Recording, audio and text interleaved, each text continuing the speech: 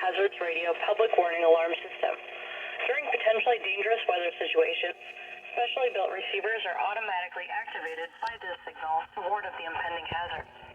Tests of the warning alarm system are conducted each Wednesday at 11:15 a.m.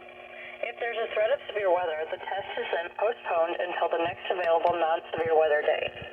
The alarm tone causes weather radio receivers with the alarm tone feature to be turned on automatically. This alerts you that an emergency broadcast is about to be made. Weather radios with the alarm tone feature are available commercially.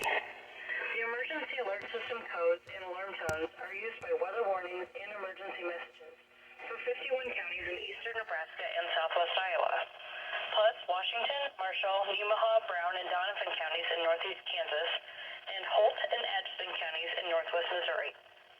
Once again, this has been a weekly test of the NOAA All Hazards Radio Public Warning Alarm System.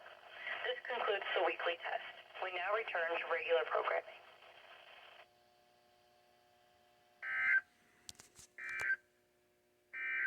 The current time is 11:26 a.m. Central Standard Time.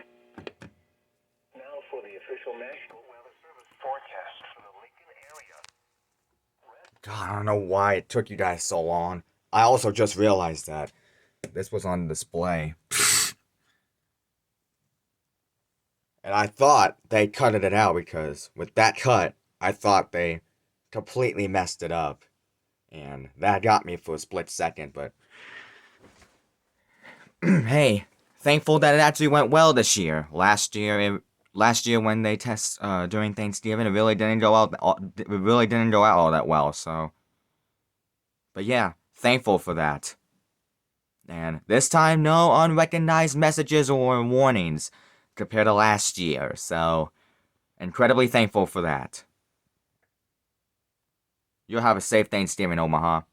You'll have a safe Thanksgiving.